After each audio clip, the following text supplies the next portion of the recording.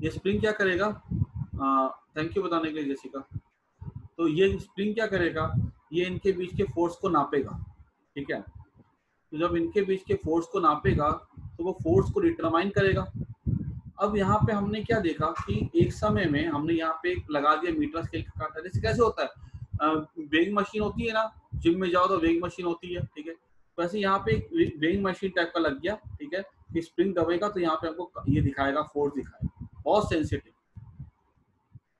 अब क्या हुआ कि ये ऐसे कांटा घूमेगा। अब ये जो कांटा घूमेगा ना, इस पे ये देखा गया कि ये जो फोर्स इनके बीच में लग रहा था एक समय में, ये फोर्स यहाँ पे बढ़ना, जैसे हमने करंट पास करवाया ना, करंट थोड़ी कम थी तो फोर्स हमने देखा यहाँ पे था 10⁻⁷ न्यूटन।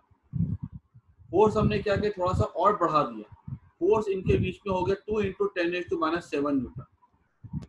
ये वाला फोर्स क्रिएट करने के लिए यहाँ पे हमने कितनी करंट पास करवाई, यहाँ पे उस करंट पास करवाई, यहाँ पे फोर्स कितना लगता है, इतना लगता है, 2 × 10⁻⁷ न्यूटन लगता है। वायर कैसी है, लंबी है, गैप कितना, 1 मीटर। जब इतना फोर्स लगेगा दोनों वायर के बीच में, डिफाइन किया गया वो था 1 एम्पियर। अभी तुम्हारे दिमाग में ये चीज आ रही होगी कि ऐसा क्यों किया गया कि फोर्स को इतना ही देखने पे करंट को डिफाइन किया गया 1 एम्पियर। तुम्हारे दिमाग, फोर्स तो 1 न्यूटन होता तो भी करंट डिफाइन हो सकता था, 2 न्यूटन होता तो भी डिफाइन हो सकता था। लेकिन बताओ इसके पीछे जो है ना, एक्चुअली इसके पीछे एक कारण है, इसके पीछे एक कारण है। तो वो कारण जो है ना, ठीक है, वो हम लोग को बहुत ज़्यादा डिटेल में अभी नहीं पढ़ना है। ये हम जब क्लास 12th में आएंगे ना, वहां पे तुम आकर के सीखोगे। तुमको मैं ये अब खाली बस ऐसे टाइम पास के लिए बता रहा हूँ, ठीक है। तो वहां पे आके क्या सीखोगे कि फोर्स होता है ना, उसका फॉर्मूला हो जाता है μ0I1I2/4 पाई आर का स्क्वायर, ठीक है। तो ये एक्चुअली फॉर्मूला होता है वहां पे, ठीक है, फॉर यूनिट लेंथ के लिए, ठीक है। यहाँ पे म्यू नॉट की वैल्यू क्या होती है, 4 पाई × 10⁻⁷ हो जाती है, ठीक है। तो ऐसा कुछ कॉम्प्लेक्स फॉर्मूला तुमको क्लास 12 में आके पढ़ना है, मैग्नेटिज्म चैप्टर में। तो वहां से तुमको ये बात क्लियर होगी कि यही वाला फोर्स क्यों लिया है, ठीक है। तो मैं तुमको बस समझाना ये चाह रहा हूँ कि तुम्हारे दिमाग में ऐसा ना हो कि हम कोई भी फोर्स ले सकते हैं। कुछ फॉर्मूला था जिसकी वजह से ये वाला फोर्स देना सबसे ज्यादा सुटेबल था। ये कुछ ऐसा कांस्टेंट आता है म्यू नॉट का, ठीक है, जिसकी वैल्यू ये होती है, तो कैंसिल होकर के ना कुछ ऐसा कुछ नंबर आता है, ठीक है। इसलिए हम इसको लेते हैं। बात समझ में आई कि नहीं है? तो वायर क्या लेना है, फिर से रिपीट कर रहा हूँ, अभी डेफिनेशन बोर्ड पे वायर कैसे लेनी है, बहुत लंबी, बहुत लंबी मतलब 1 मीटर के सामने बहुत लंबी, 100 गुना कम से कम बड़ी हो। बीच में क्या, दोनों में कुछ करंट पास करवाएंगे, ठीक है। इनके बीच में कुछ फोर्स लगता है, वो फोर्स को हम नाप सकते हैं बीच में स्प्रिंग लगा करके। तो फोर्स की इतनी वैल्यू आती है, जब इतनी वैल्यू फोर्स की आएगी दोनों वायर के बीच में, तो जो करंट पास हो रही होगी उसको उसी समय डिफाइन कर दिया जाएगा, कितना, 1 एम्पियर। क्लियर? तो इसको जरा नोट कर लो डेफिनेशन को, एज इट इज तुमको याद कर जानी है। Ampere is that constant current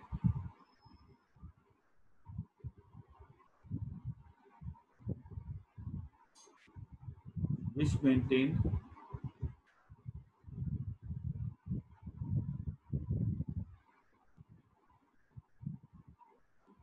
in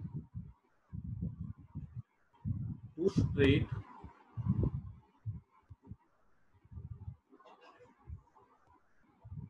parallel conductors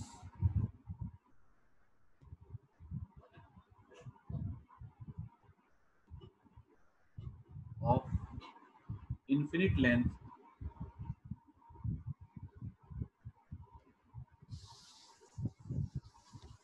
placed 1 meter apart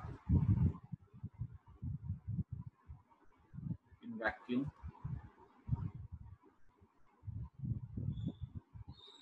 would produce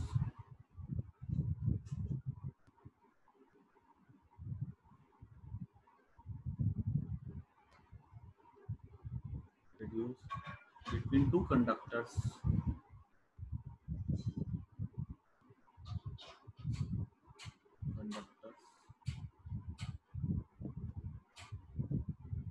a force of 2 into 10 is to minus 7 Newton per meter long.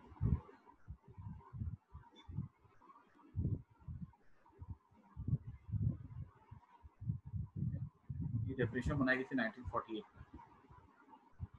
पर मीटर यूनिट मतलब क्या हो गया, मान लो अगर 100 मीटर वायर है ना, 100 मीटर वायर है, तो इनके बीच पे अगर हमने फोर्स निकाल लिया, जो भी फोर्स आएगा ना उसको 100 से डिवाइड भी करना पड़ेगा।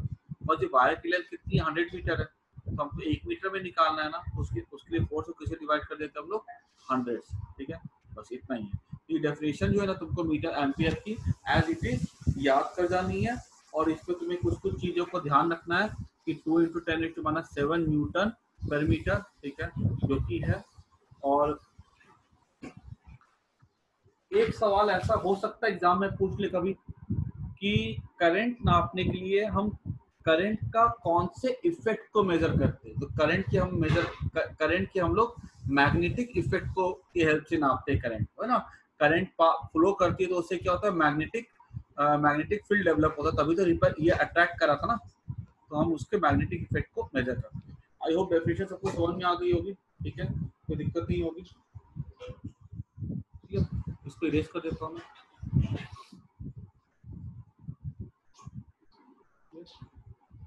अच्छा, उसके बाद केल्विन, केल्विन टेम्परेचर का यूनिट था, ठीक है। इसकी डेफिनेशन बनाई गई थी 1967 में।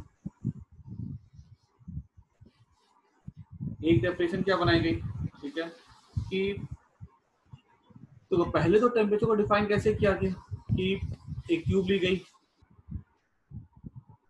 यहाँ पे रखा गया, इसको मर्क्यूरी को लिया गया, ठीक है, या वाटर को लिया गया, 0 डिग्री सेल्सियस पर रखा गया। फिर हमने क्या किया, पानी का लेवल यहाँ तक की था, फिर हमने क्या किया, यहाँ पे इसको आइस को टाके यहाँ पे बॉइलिंग वाटर रखा हमने, ठीक है, 100 डिग्री सेल्सियस पे। तो फिर ये पानी का लेवल यहाँ तक पहुँच गया। हमने क्या किया, इस दोनों को लेंथ के गैप को निकाल लिया, उसको बाय 100 कर दिया हमने, तो हमें क्या मिल जाता था, उससे 1 डिग्री सेल्सियस मिला, है ना। 1 डिग्री से या वन पार्ट को हम लोग 1 केल्विन भी बोलते थे, क्योंकि 1 डिग्री सेल्सियस का डिफरेंस बोलो या 1 केल्विन का बोलो तो सेम था। लेकिन उसके बाद क्या हुआ, इससे प्रॉब्लम आना स्टार्ट हो गई कि भाई पानी का एनोमलस एक्सपेंशन होता है, ठीक है, यूनिफॉर्मली वो एक्सपैंड नहीं करता है पानी, तो उसकी वजह से प्रॉब्लम आना स्टार्ट हो गई। तो फिर क्या बोला गया, नहीं ये सही डेफिनेशन नहीं है, इसको करेक्ट करो। तो करेक्ट करने के लिए क्या बनाया गया, तो बोला गया केल्विन की डेफिनेशन थी ऐसी, बोला गया केल्विन जो है ना, ठीक है, कि जिस एक्चुअली बोला गया कि एक टेम्परेचर बोला गया ट्रिपल पॉइंट को डिफाइन किया, पहले समझ लो इसको, ठीक है, ट्रिपल पॉइंट को डिफाइन किया गया। ट्रिपल पॉइंट मतलब ट्रिपल, तीन चीजें। एक ऐसा टेम्परेचर होता है ना जिसमें कि आइस, वाटर और वेपर को एग्जिस्ट करते हैं।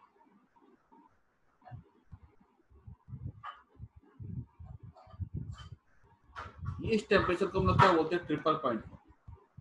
कभी देखना बर्फ लोगे ना, तो एक ऐसा टेम्परेचर पे क्या होता है, हमको वो सॉलिड भी होगा, वो ऊपर से धुआं भी निकल रहा होगा, और यहाँ पे पानी की बूंदे भी होंगी। ये टेम्परेचर को जब आइस, वाटर और वेपर को एग्जिस्ट करता है, उसको हम लोग कहते हैं ट्रिपल पॉइंट, ठीक है। इस ट्रिपल पॉइंट के टेम्परेचर को जो है ना एक नंबर से डिवाइड किया गया था, वो नंबर था 273.16। बोल दिया गया आपसे, डिफाइन हो गया 1 केल्विन नहीं है, ठीक है। तो ये डिफाइन हो गया था क्या, 1 केल्विन। तो टेम्परेचर ट्रिपल पॉइंट के टेम्परेचर को एक नंबर से डिवाइड कर दिया गया, that was only defined as 1 kelvin. तो इसको भी नोट कर लो डेफिनेशन को। The fraction of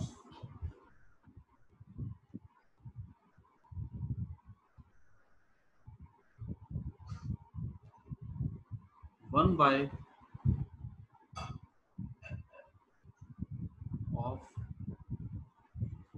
the thermodynamic temperature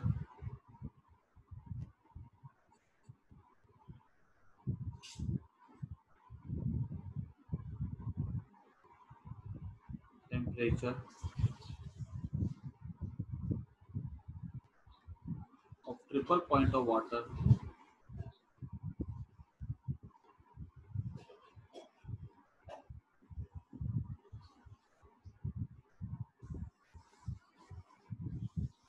water is called 1 Kelvin। Definition उसको एज इट इज याद कर लेंगे, ठीक, इसको फटाफट नोट कर।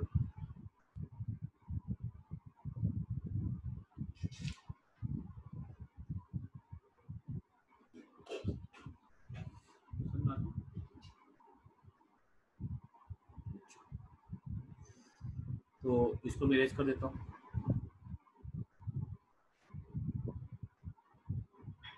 अब बात आती है नेक्स्ट, अमाउंट ऑफ सब्सटेंस का यूनिट क्या था, मोल था ना।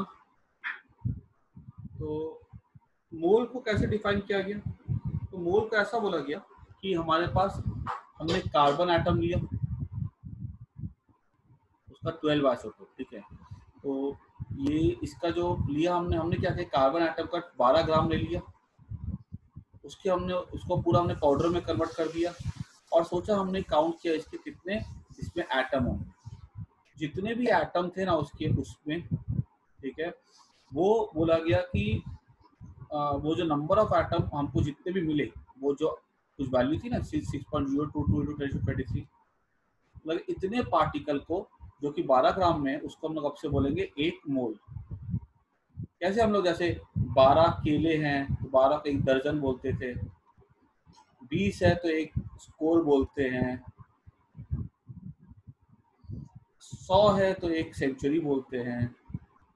ऐसे बोला गया, ये सब नंबर के लिए हम एक वर्ड यूज करते हैं ना, ऐसे बोला गया इतने 12 ग्राम में जितने पार्टिकल भी निकलेंगे उसको हम लोग क्या बोलेंगे, 1 मोल निकलेंगे। और वो पार्टिकल की काउंटिंग की गई तो इतने आए थे, ठीक है। तो काउंटिंग तो मैंने बोला था, ये काउंटिंग अगर ऐसे करने बैठे ना तो शायद से अपना 7 पुस्त भी बैठ जाए ना तो भी नहीं कर पाए, ठीक है। तो इसलिए क्या किया गया, इसके लिए हमारे पास अलग डिवाइस थी जिससे कि इसको इनडायरेक्टली निकाल सकते थे, ठीक है। ये डेफिनेशन हमारे किसकी बन गई थी, 1 मोल की, मतलब कितने पार्टिकल है 12 ग्राम कार्बन में, ठीक है। तो ये समझाने का तरीका हुआ, लेकिन जब हम लिखते हैं ना डेफिनेशन को तो हमको बहुत सारी चीज़ों का ध्यान रखना पड़ता है। जैसे हम 12 ग्राम नहीं बोलते, हम वहाँ बोलते 0.012 kg, जो कि ऐसा यूनिट होता है, ठीक है। तो हमें कुछ बातों का ध्यान रखना पड़ता है जब डेफिनेशन हम लिखते हैं। तो वो डेफिनेशन मैं बोर्ड पर यहाँ पे लिख देता हूँ, तो उसको एज इट इज नोट कर जाओ, ठीक है।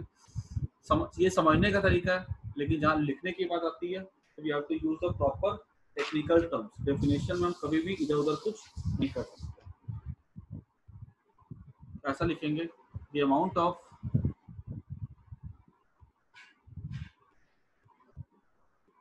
a substance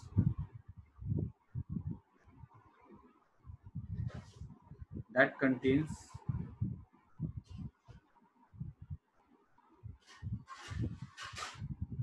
as many elementary entities।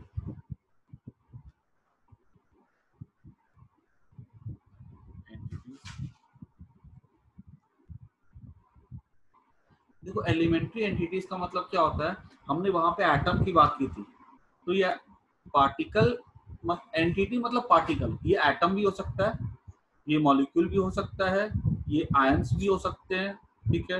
ये ऐसे कोई भी काउंटिंग में हम खाली एटम नहीं होता, ठीक है, एंटिटीज में कुछ भी हो सकता है, एटम, मॉलिक्यूल्स, आयंस, ठीक है। ऐसा as there are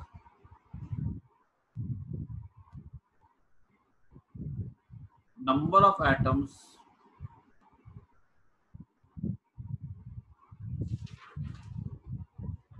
in 0.012 kg of carbon 12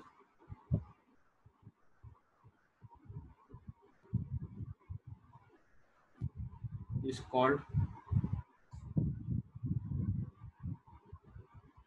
mole, ठीक है। और ये जो है ना, ये जो नंबर होता है ना, ठीक है, नंबर जो होता है ना, नंबर और ये तो हमारे मोल की डेफिनेशन हो गई। और उसको हम लोग क्या बोलते हैं, जो नंबर जो आता है इसमें, ठीक है, वो कितने नंबर ऑफ एटम थे, वो थे 6 पॉइंट, ये डेफिनेशन यहाँ पे खत्म हो गई, 6.0220450 045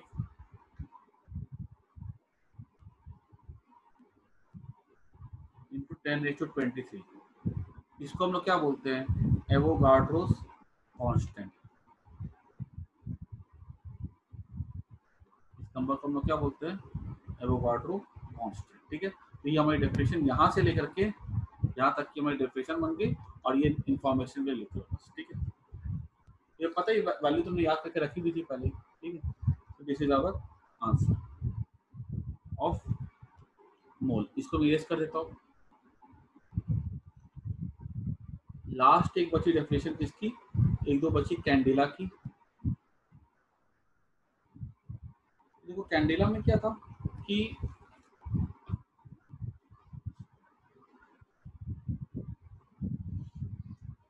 कैंडिला पहले तो क्या थी, देखो बोला गया कि एक मान लो कैंडिला वर्ड कहाँ से आया? कैंडल से आया। ठीक है, बोला गया कि एक पहले क्या सिंपल भाषा में क्या बोला गया? एक कैंडल है हमारे पास। ठीक है, इसकी रोशनी है कैंडल की, जो भी रोशनी होगी उसको हम लोग एक कैंडिला बोलेंगे। लेकिन प्रॉब्लम क्या, मोमबत्ती मोटी होती हो सकती थी, पतली हो सकती थी, लाइट अलग हो सकती थी, ऑक्सीजन ज्यादा हो सकती थी, ऑक्सीजन कम हो सकती थी, बहुत सारे फैक्टर्स थे। तो कैसे इसको यहाँ पे स्टैंडर्ड नहीं मान सकते थे? तो एक बार शुरू में तो बोल दिया गया, बाद में फिर रिजेक्ट कर दिया गया। फिर क्या डेफिनेशन बनाया गया देखो कैंडिला का? क्या किया गया पहले समझ लो, ठीक है, इस चीज को अच्छे से, क्योंकि भी डेफिनेशन तो पता ही कैसी कॉम्प्लेक्स होती है। बोला गया ना कि एक कोन लिया गया। डेफिनेशन कैसे बनाई गई? कोन लिया गया, यहाँ पे एरिया था इसका 1 मीटर स्क्वायर, और ये रेडियस लिया गया 1 मीटर। ठीक है, तो यहाँ पे एक लाइट ली गई। ठीक है, ये लाइट का सोर्स क्या था? इस लाइट का सोर्स का पावर था 1/683 वॉट का सोर्स लिया गया। ठीक है, मतलब इतने वॉट का। तो जो एक्चुअली कैंडल की लाइट तुमने देखी होगी, कैंडल की लाइट बहुत कम होती है। ठीक है, तो वो बोला गया ना कुछ अप्रोक्सीमेटली वो 1/683 वॉट के बराबर थे। मतलब इतने बल्ब लेते ना तो हमको इतनी लाइट मिलती। अब क्या होता है देखो, लाइट दूर जाते हैं कम हो जाती है, नजदीक होते तो लाइट ज्यादा होती है। तो पहले इतना यहाँ पे बल्ब रखा गया।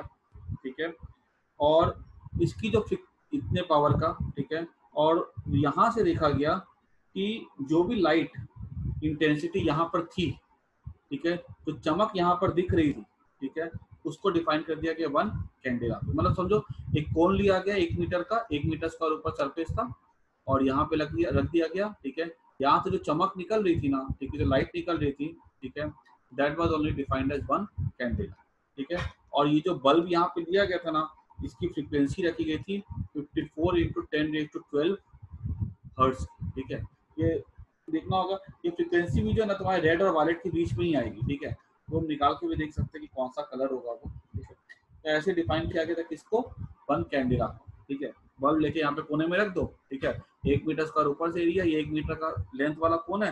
ठीक है, और यहाँ पे बल्ब का ही पावर रख दो, ये फ्रीक्वेंसी वाला रख दो। जो भी यहाँ से चमक दिख रही थी वो बोला जाएगा 1 कैंडेला। कहीं पे से डबल चमक दिख रही थी तो 2 कैंडेला, ऐसे डिफाइन कर दिया गया। ठीक है, तो ये समझ में आ गया होगा आई थिंक सबको। इसको इरेज कर देता हूँ मैं। ठीक है, इसकी डेफिनेशन लिख लो। 1 candela is luminous intensity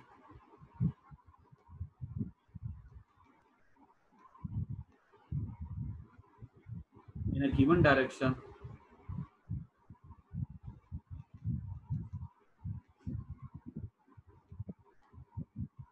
of a source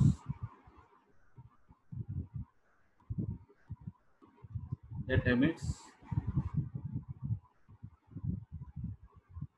monochromatic। Monochromatic मतलब क्या होता है? सिंगल कलर की लाइट, जैसे लेजर लाइट होती है ना, वैसी मोनो मतलब सिंगल कलर की light. Monochromatic radiation of frequency 54 into 10⁻12 hertz and that has radiant intensity of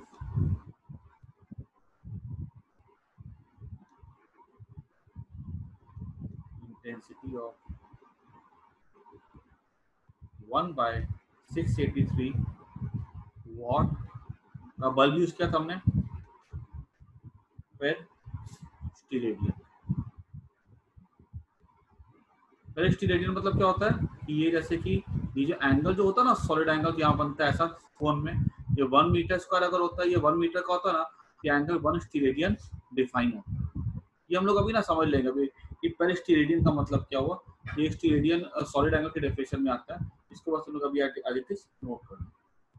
1 स्टीरेडियन angle कब बनता है, जब यहाँ पे हम एरिया लेते हैं 1 मीटर स्क्वायर और ये लेंथ लेते हैं 1 मीटर, तो यहाँ पे एक स्टीरेडियन का एंगल बनता है, ठीक है, सॉलिड एंगल।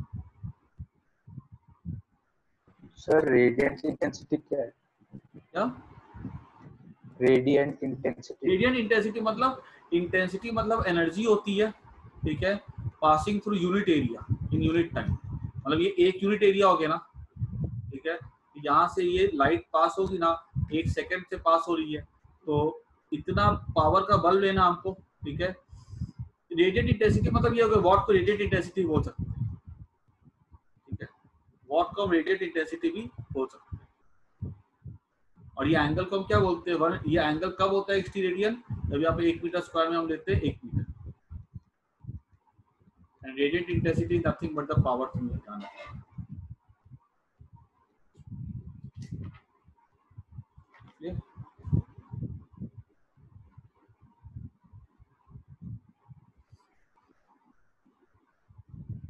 तो ये हो गया। अब ना 2 बचे हुए और है, तो ना तुम लोग को मैं एक एंगल और एक सॉलिड एंगल है, ठीक है, तो वो ना मैं तुम लोग को कल करा दूंगा। जब सॉलिड एंगल करोगे ना तो ये वाला टर्म जो ना और ज्यादा क्लियर हो जाएगा, ठीक है, वो मैं कल करवा दूंगा, ठीक है। अभी एक्चुअली क्या 12th वाले का क्लास है मेरी, ठीक है, चलो बाय, ठीक है। तो ये यहीं पे खत्म करते हैं। और ना शाम को जो भी तुम लोग को मैंने क्वेश्चंस दिए थे ना, ठीक है, इंटीग्रेशन वाले, तो क्वेश्चन थोड़े टफ लेवल के थे नो डाउट, ठीक है, तो वो मैं आज जो है ना शाम को देखता हूँ 5-6 बजे के आसपास जो है ना उसको डिस्कस कर लूंगा एक बार। जो भी डाउट्स है वो तुम लोग के क्लियर कर दूंगा मैं। और वो सारे के सारे क्वेश्चंस, ऐसा कुछ नहीं है कि बहुत, उसमें से ना 1-2 क्वेश्चन है, जैसे रॉड वाला क्वेश्चन था, रॉड का ये मास डेंसिटी है, बताओ मास क्या होगा उसका। वैसे क्वेश्चन थोड़े प्रैक्टिकल टाइप के जो इंपॉर्टेंट होते हैं, ठीक है, एक बार कर लोगे ना तो फिजिक्स 2-3 बार, मतलब अगर तुमको नहीं भी आ रहा तो भी कोई दिक्कत नहीं है, समझ के ना उसको 1-2 बार कर लेना। 1-2 बार कर लोगे ना तो फिजिक्स में तुमको आगे जाके दिक्कत नहीं आएगी। बिकॉज मेनली बच्चों को अगर फिजिक्स में प्रॉब्लम अगर आती ना आगे जा करके, तो ये डिफरेंशिएशन इंटीग्रेशन के टॉपिक की वजह से ही आती है। तुम्हारी अगर थोड़ी पहले से प्रैक्टिस की गई होगी ना तो कोई परेशानी फिजिक्स में बिल्कुल से भी नहीं है, ठीक है। तो हम लोग शाम को ना वो क्वेश्चन भी डिस्कस कर लेंगे, तुम एक बार ट्राई कर लेना, आए तो भी अच्छी बात है, नहीं है तो भी अच्छी बात है, कोई दिक्कत नहीं है, ठीक है। अभी मैं क्लास एंड कर रहा हूँ, बाय। ओके चलो बाय टू एवरीवन।